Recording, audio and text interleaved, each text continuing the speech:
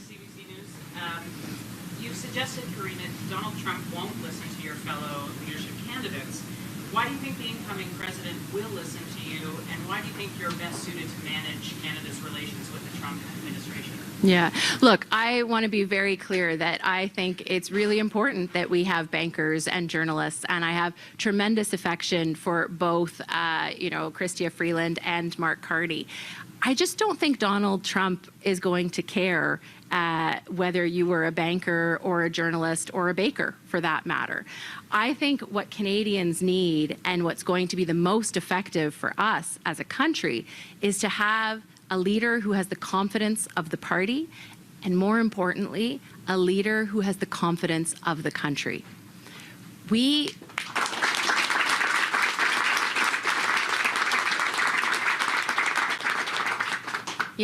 If you give a bully your lunch money, they don't leave you alone. They come back for more, and they just keep shaking you down. And what we need now, more than anything, is someone who can bring this country together. We need a united Team Canada approach, whether it is, political parties across this country, whether it is premiers across this country, whether it is businesses, labor unions, everyday Canadians. We must be united and strong in the face of these tariff threats, because what do bullies respond to? Strength. They back down. And I can tell you that I've been dealing with a bully in the House of Commons every single day.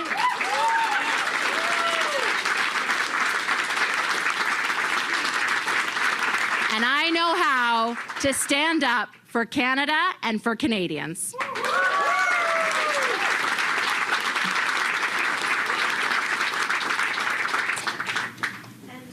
As minister, you oversaw the government's about phase on electoral reform.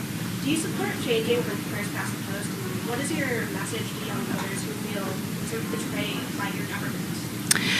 Well, look, at the time that decision was made, it was when Donald Trump first entered office and when he was threatening to renegotiate NAFTA. And he did renegotiate NAFTA, and then he imposed tariffs on aluminum and steel in our country. And if we were going to do something as big as bring forward electoral reform, we needed to have the energy of the country behind us. And so this is another moment that we are facing with Donald Trump right now, who is threatening 25% tariffs on our entire economy.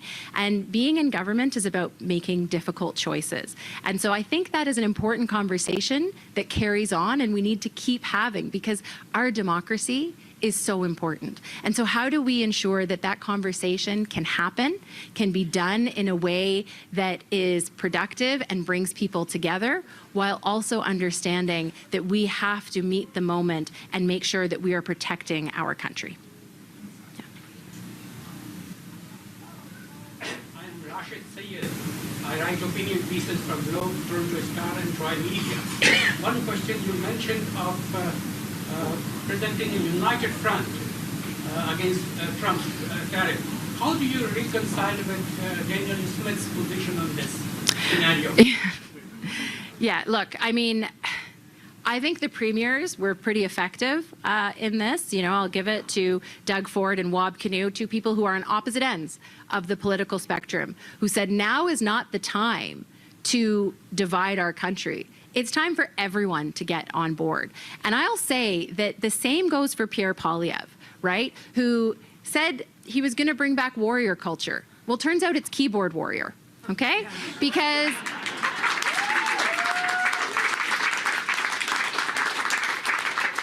when the rubber hits the road and he's asked to stand up for Canada, he immediately says, oh, but not everything is on the table. I'm sorry, when your country is under threat, everything is on the table, because every Canadian matters.